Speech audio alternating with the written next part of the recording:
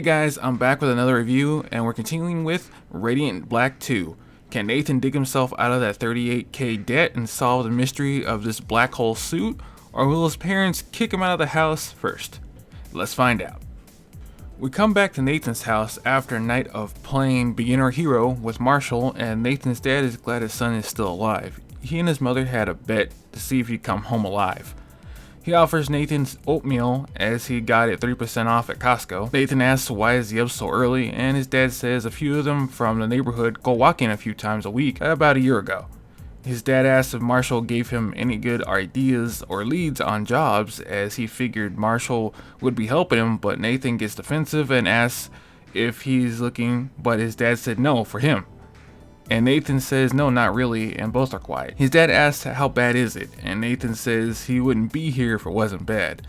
His dad asks if he's okay and what's the plan. Nathan doesn't want to talk about it as it's too late, but his dad says they're eating breakfast right now. It's a little early for it, don't you think? Nathan says he has a good opportunity at something, but his dad asks does it pay.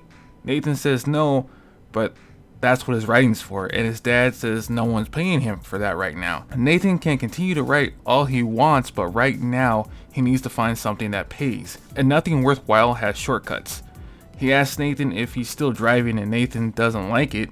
Sure, he gets his own hours, but they pay pennies. His dad says pennies are better than pennies he doesn't have. Nathan can stay with his parents for as long as he wants, but he has to work. Later with Marshall, who is working at a video rental shop, is trying to sell add-ons for movies like a bath bomb set viewing, but the customer isn't buying it, and Marshall adds to like some product and be transported while viewing. The customer says does he have any other bathroom movies, as they don't like Harrison Ford. That's when the police show up, and we cut back to Nathan levitating in bed because of the suit. He hears a knock at the door, grabs the suit, and answers it. He's greeted by the two cops from last night and Marshall. Nathan wants to know how the cops found them, and Marshall says they already knew who they were.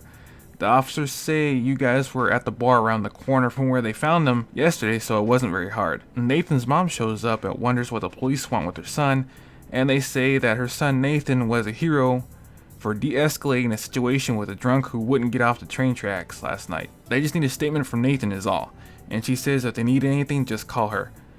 The officers ask Nathan how could he do what he did last night. Nathan says that this is the first time any of that happened to him. They ask if he knows about someone that looks just like him but red. Nathan swears he isn't connected to anything, as he just thought that he was the only one.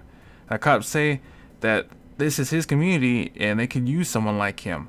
Marshall and the officers get into an argument about why his friend should be butting into his business when it does not concern him. Nathan tells officers Peters and Mills that he isn't working with anyone, and the officers get a call for a crash and tell Nathan to think about it as they will be in touch. Nathan and Marshall try to figure out what to do. Nathan decides to find the guy in the red to get answers, but Marshall is freaked out by the black hole popping in and out, and Nathan says he's doing it as it feels that they're linked and he has an idea on how to find the red suit in Chicago. Nathan drives for hours in the city to get tips on his target with no success on leads, just weird people and dog piss in his car maybe.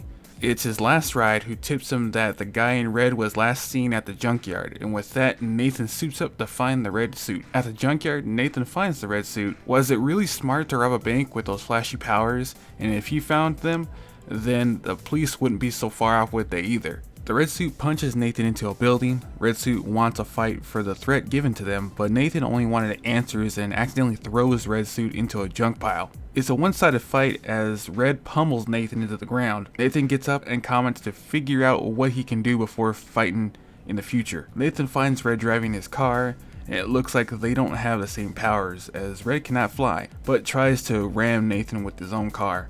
Red drives it off a bridge and Nathan catches it after saying he wasn't going to do the cop's job for them, but will make an exception for him after all. After his car almost went for a swim and takes the bags from Red, Nathan saves the car and still has the stolen money, but looks like Red got away. Nathan thinks about pocketing the money, but instead gives it back to the police, who are trying to find the guy in the red helmet who can explode walls. Back at home, Nathan's dad asks if he painted the town red. If by red you mean drive aimlessly with dog piss in his car, then yes he did.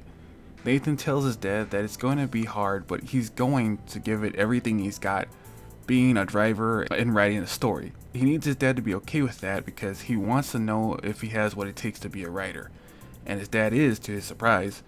As the comic ends, his dad was only worried about him being in some gutter somewhere, but his luck is turning as he gets a message from Driver about making $200 tonight, and for that he gets extra raisins. My thoughts on the issue are that it was good for the most part, didn't really care about the Marshall bits, though we did get to see some interaction and development for Nathan as you see him and his dad don't always see eye to eye or have good communication with each other.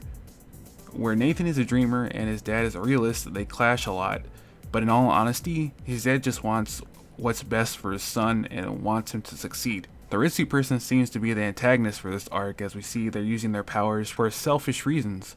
Hopefully we get to see more development from them, and we also see Nathan's character by not pocketing the stolen money and returning it to the police. That should be it for this video. Everyone stay safe, and I'll see you later. Thanks for having me! You picked a winner. Where's my room in top billing?